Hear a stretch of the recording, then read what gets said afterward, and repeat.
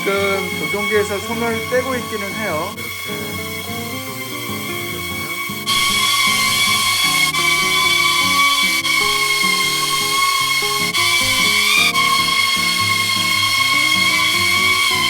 랜딩할 때는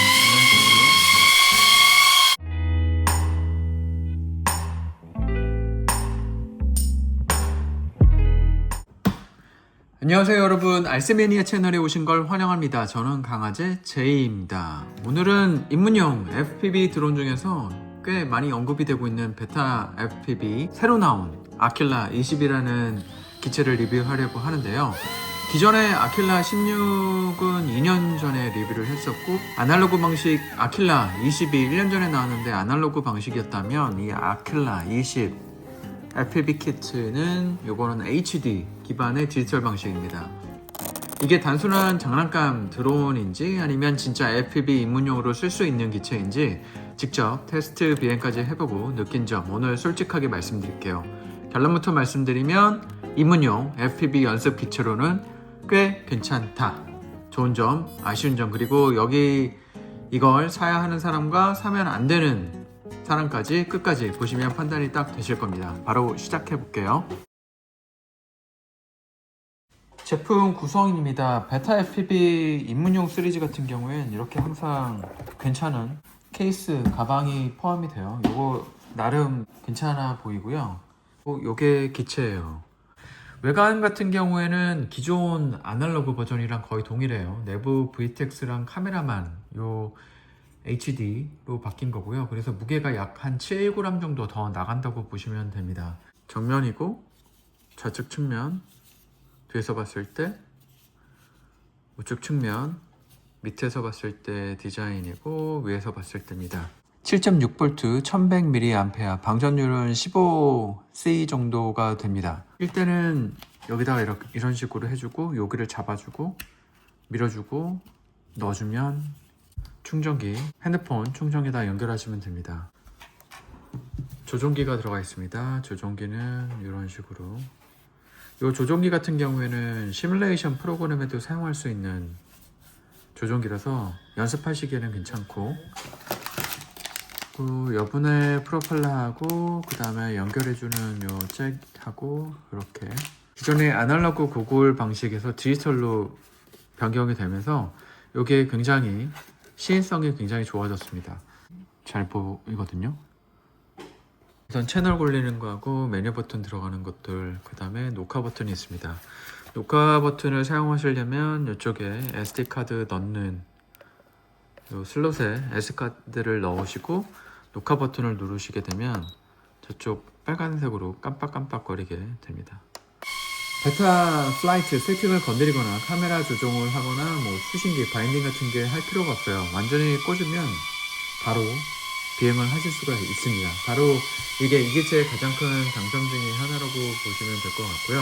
스펙을 잠깐 보면 프레임 사이즈는 100mm 휠베이스를 가져가고요. 프롭은 2.2인치 3블레이드, 모tor 같은 경우에는 1500kV, 배터리 포함해서 무게는 127.5g이라서 면허는 필요 없습니다. PA 410이라는 충격 흡수 설계가 된 플라스틱인데 테스트 중에서 엄청 떨어뜨려 봤는데도 이게 멀쩡하더라고요. 초보자한테는 이게 엄청난 그 부분이에요. 고수들처럼 제대로 이렇게 사뿐히 가져가지 못하기 때문에 보통 이렇게 한번 튀기고 아니면 부닥치거나 이런 것들이 많아서 이 프레임 같은 게 깨질 수가 있는데 요거는 괜찮습니다. 파버 피코 같은 경우에도 낭창낭창 거리는 게 조금 심했는데 요거는 그 부분은 좋은 것 같아요. 카메라 각도 같은 경우는 여기 있는데 얘가 이런 식으로 움직입니다. 그래서 본인의 비행 스타일에 맞게 카메라 각도를 10도에서 30도 사이로 조절 가능할 수 있고요.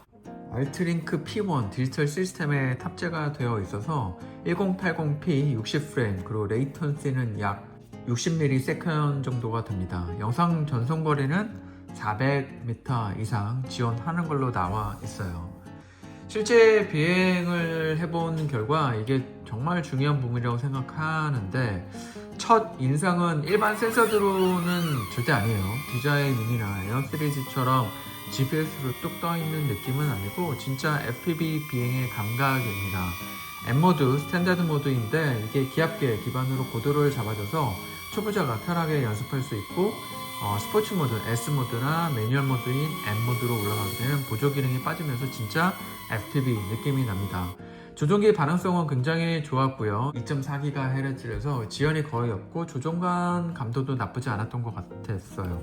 실제 넓은 공간이나 조형물 사이를 프리스타일로 날리는 분이라면 이슈 없이 재밌게 날릴 수 있습니다. 실내에서 테이블 사이, 복도 이런 데서 날리면 진짜 재밌기는 합니다. 야외에서 멀리 나가시려는 분들은 주의해야 돼요. 배터리 잔량이 갑자기 뚝 떨어지는 경우가 있어서 저도 야외 비행 때 이 부분 때문에 좀 긴장을 하기는 했습니다. 공식 스펙은 10분 정도 비행이 되지만 실제로 맥스 출력으로 날리게 되면 7, 8분 정도가 현실적인 비행 시간이라고 보시면 될 것 같고, 배터리 방전율이 15C 밖에 안 됩니다. 1100mAh에서 15C면 최대 방전 전류가 16.5A 정도가 되는데, 이게 노멀하고 스포츠 모드, 즉 초보자 모드에서는 충분하지만 M 모드에서는 속도를 올리거나 급격한 기동을 하게 되면 배터리가 버텨주지를 못해요.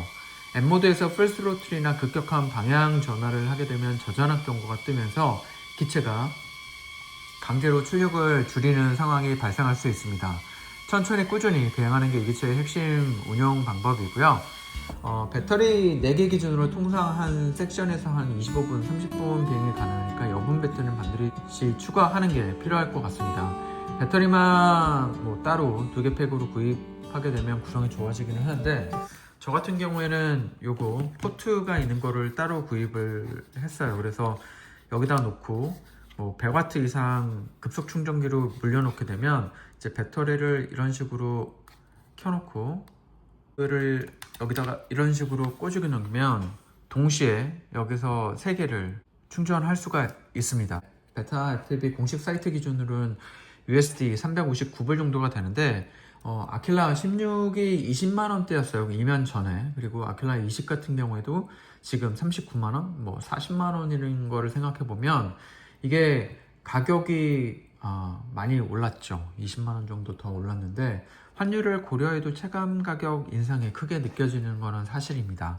파보 피코나 파보 20 같은 기체랑 비교해서 놓고 본다면 DJI O4 에어 유닛이 한 O4가 13만원대, 그리고 O4 에어 유닛 프로가 33만원 정도 하죠. 이걸 기반으로 커스텀 기체를 만들려면 조종기랑 배터리랑 충전기, 프레임을 다 따로 사야 하는데 아킬라 20 같은 경우에 그걸 안 해도 된다는 게 장점이기는 합니다. 박스에서 꺼내서 충전하면 바로 날릴 수 있는 기체이니까요.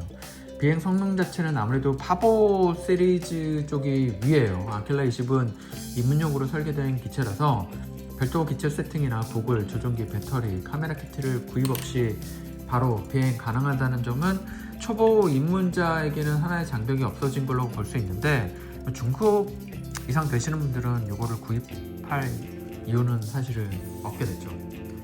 총평을 하게 되면 이 기체가 딱 맞는 분은 시뮬레이터 연습을 끝내고 처음 실제 기체로 넘어오려는 분, 베타 FPV, 베타 플라이트 세팅이나 카메라 튜닝 같은 거 공부 없이 바로 날리고 싶으신 분들, 그리고 실내나 반실외 공간에서 FPV를 체험해보고 싶으신 분들한테는 뭐 괜찮아요.